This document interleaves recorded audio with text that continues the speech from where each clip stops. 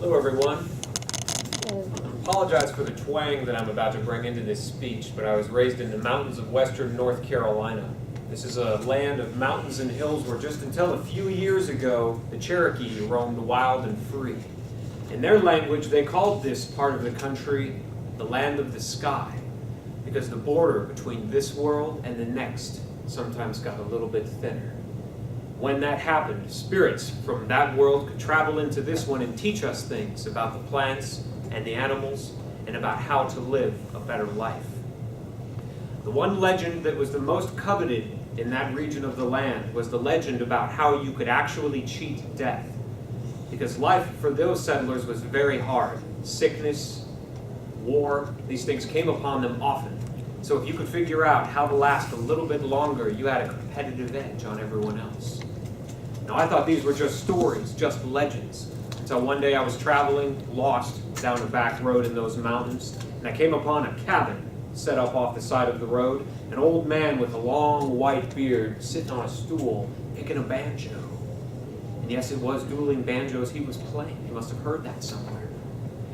Well, the only person I'd seen in miles, I figured he must know how I could get to where I'm headed. And so I asked him, "Sir, my name is Shawn Rhodes. Could you tell me how to get over to town?"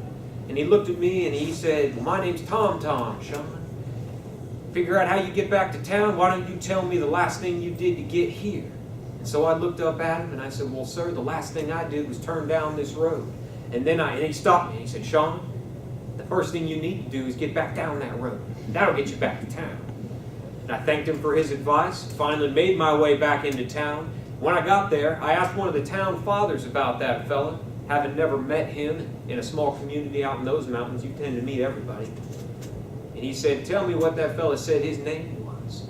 And he said, "His name was Tom." I told the town elder. And he said, "Did he have a long white beard?" "Yeah, that's right." "Picking a banjo by any chance?" "Yeah, that's him." He said, "Well, that's the most hilarious thing I've ever heard, Shawn, because when I was a boy, he was sitting on that porch doing the very same thing. When my father was a boy, Tom was up there picking that banjo." Well, if the same man is who you're telling me you saw, he must have been up there about 200 years cheating death that whole time. And that's when I realized the legends I had heard growing up weren't legends at all. I'm about to tell you how Tom figured to cheat death and how you could use it to get a few more days, weeks, months, or years out of your life. See, many years ago, before the government brought hydroelectricity to that part of the country, you had to catch what you wanted to eat. You had to build what you wanted to use on your farm. And so that's what Tom and his brother Jim Bob are doing one day, hiking on a deer trail out in the woods, rifles slung over their shoulders. And they're hiking along, and they see a storm start to rise up out of the south. Now, if you've ever seen a storm rise up in the mountains, you know it comes on fast and it comes on strong. And so they immediately started to look for a rock overhang, something they could hide under and wait the storm out. As they're running through the woods, as that storm starts coming on, they can see the black clouds rolling across those valleys. And off in the distance, there's a silhouette of a cabin in a holler. They wouldn't have seen it at all if they had not been raised in those woods, because it was so old it blended into the scenery of those trees and those rocks.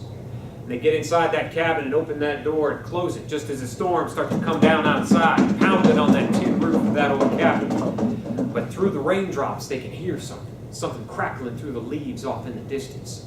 Someone or something was coming to join them in that cabin.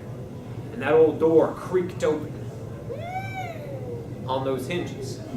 And there in the silhouette, as that storm was pounding down outside, the black silhouette of a man stood in that doorway, staring right back at them. Now in those hills, you don't just go walking into a cabin. Somebody might be making some moonshine and you're liable to get shot.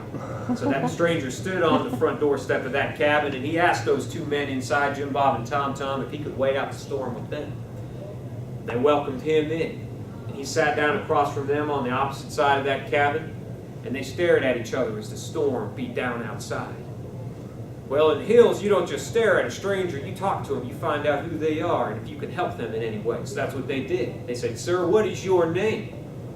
And that fella that new joined in that cabin, he looked right at him and he said, "My name is John, and I'm the bell ringer in town." And they'd never heard of John.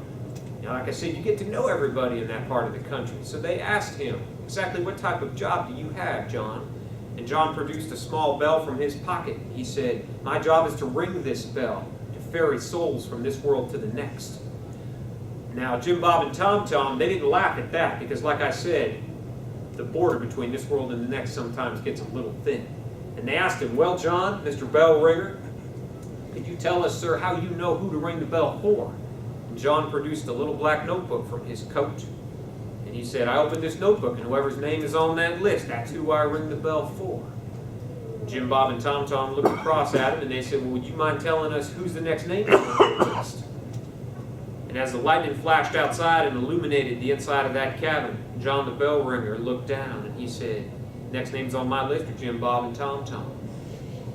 And as the lightning flashed once more outside, nothing was left of that bell ringer but an empty spot where he'd been sitting inside that cabin. Jim Bob and Tom Tom took this news pretty hard. A week later, they were thinking about all the things they had yet to do, see, or tell their loved ones.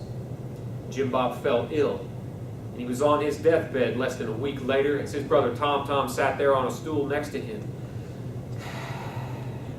As he breathed out his last breath, they heard a bell ringing in the distance. Well, Tom Tom knew he didn't have long, so he grabbed up all the food he had in his cabin, his banjo, and he invited everybody in the community over for a hootenanny, a hill stomper, a big party, so that they could enjoy each other's company before that bell ringer came and rang the bell for him. And as he's sitting there picking his banjo, fiddles are sawing, guitars are strumming, they're having a grand old time. John the bell ringer shows up on his porch, and he starts ringing that bell. But Tom Tom can't hear it because that party is so loud inside. And that bell ringer rings louder, ring, ring, ring, ring. But nobody in that cabin can hear it because they're all having such a great party. Finally, the bell ringer gives up. And if you believe the legends, Tom Tom is still alive on that cabin porch, picking that banjo. As he learned something that I'd like to pass on to you today. To paraphrase Mr. Henry David Thoreau, when you go somewhere in life, you don't go there to find out how to die. You go there to find so that when you come to die, you did not miss out on your life. That's what Tom Tom did, picking that banjo on that porch. He found out that if you live your life loud enough, when death's bell comes to ring, you'll never be able to